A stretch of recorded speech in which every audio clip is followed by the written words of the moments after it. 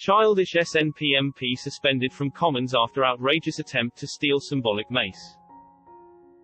The SNP's business spokesman Drew Hendry has been suspended from the House of Commons after protesting against the UK Internal Market Bill on Wednesday. As Business Minister Paul Scully concluded his address to MPs in the Commons on Wednesday, the SNP MP got to his feet and said, "Madam Deputy Speaker, this is an outrage."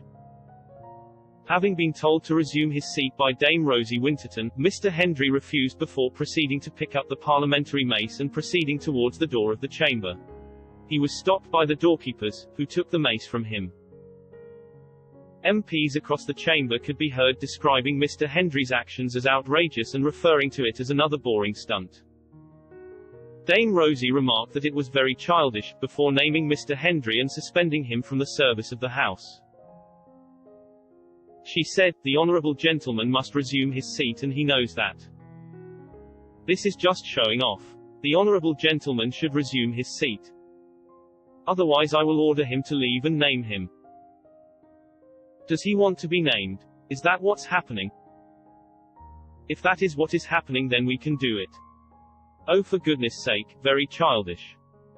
Mr. Hendry later told The National, "My protest saw me thrown out, but I don't regret standing up for my constituents' rights or for those of the people of Scotland for a second." During his speech, Mr. Hendry, Inverness, Nairn, Badenoch and Strathspey, argued the bill would demolish devolution. He said, "The only reason for this bill as it now stands is to demolish devolution. If the government take this bill forward today, as they obviously will, that is what they will be doing."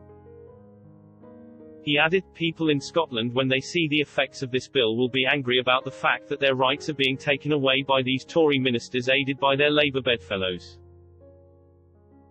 They will be furious about the fact that their rights are being stripped from them, and they're listening and they're watching and they're seeing developments in this place, and they're understanding now that the only way to protect their parliament, to protect their rights, to protect the democracy in Scotland is to go forward as an independent nation, and they'll be voting for that, I'm sure, in due course."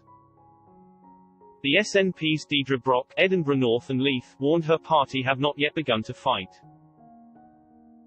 She said, "It's good to see that the government's finally admitted that it has to listen to the concerns being raised about its appalling ignorance over devolution and how the UK currently works. Isn't it bizarre that the unelected bunch along the corridor, Lords, had more appreciation of the democratic deficit at the heart of the UK than the government of reclaiming sovereignty fame?" She added, "Scotland faces the same situation as we did in the last quarter of the last century. A UK government of a hue that we didn't vote for and would not support is riding roughshod over the interests of the Scottish people and will ignore them if it can. Now this bill will pass today obviously, but the debate will continue and we have not yet begun to fight.